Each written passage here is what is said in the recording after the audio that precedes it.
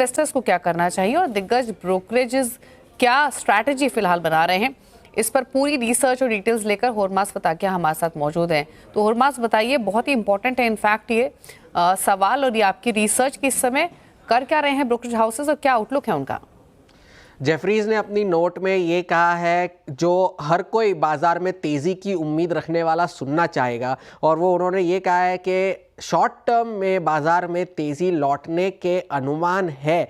वो अनुमान क्यों है? अब जेफरीज ये कह रहा है कि निफ्टी और ब्रॉडर मार्केट, निफ्टी अपने जैसे आपने कहा 13% गिर चुका है अपने ऊपरी स्तरों से, ब्रॉडर मार्केट्स तो 20% से ज़्यादा करेक्ट कर चुके हैं, चाहे वो मिड कैप हो या स्मॉल कैप हो। तो उस वजह से उनका ये अनुमान है कि शॉर्ट टर्म में तेज़ी लौटने की उम्मीद है। अब वो क्यों लौटने की उम्मीद है? क्योंकि इस तरह के करेक्शन के बाद निफ्टी के जो वैल्यूएशंस है वो अपने लॉन्ग टर्म एवरेजेस के करीब आ चुके हैं, और बाजार ने जो सारे पॉजिटिव्स है, फिर चाहे वो आरबीआई की ब्याज दरों में कटौती हो, लिक्विडिटी के मेजर्स हो, इनकम टैक्स की जो छूट अनाउंस करी गई थी बजट में, उन सबको डिस्काउंट करा है, और सरकारी खर्चों में बढ़ोतरी की उम्मीद है।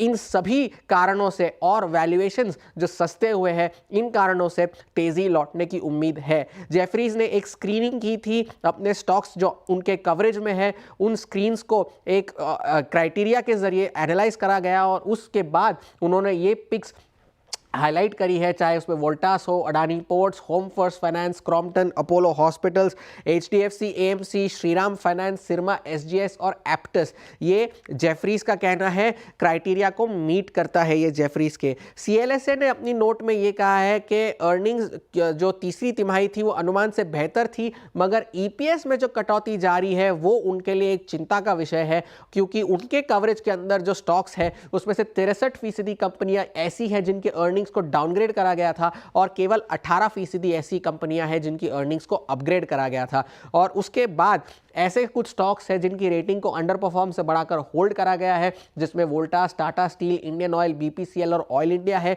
बहुत सारे ऐसे नाम हैं जिनको होल्ड से बढ़ाकर आउट परफॉर्म किया गया है, Escorts Kubota, Muthoot Finance, TCS, doctor Lal, Wipro भी उनमें शामिल है, और एसीसी, चोलामंडलम, औरोबिंदो और डालमिया भारत। बजाज ऑटो को एक डबल अपग्रेड मिला है, अंडर परफॉर्म से बढ़ाकर आउट परफॉर्म करी गई है रेटिंग। और दो नाम ऐसे हैं, जीएसपीएल और डॉक्टर रेड्डीज, जिनकी रेटिंग को डाउनग्रेड किया गया है सीएलएसए ने। तो ये सारे स्टॉक्स रेडार पर है, मगर जेफरीज का बड़ा टेक अवे ये है कि शॉर्ट टर्म पे बाजार में तेजी लौटने की उम्मीद है। शुक्रिया हुरमास ये डिटेल्स बताने के लिए। तो शॉर्ट टर्म में बाजार में तेजी लौट सकती है किन ग्राउंड्स पर, वो तमाम डिटेल्स हुरमास ने अभी शेयर की। रुकना एक ब्रेक के लिए, जल्द लौटते हैं।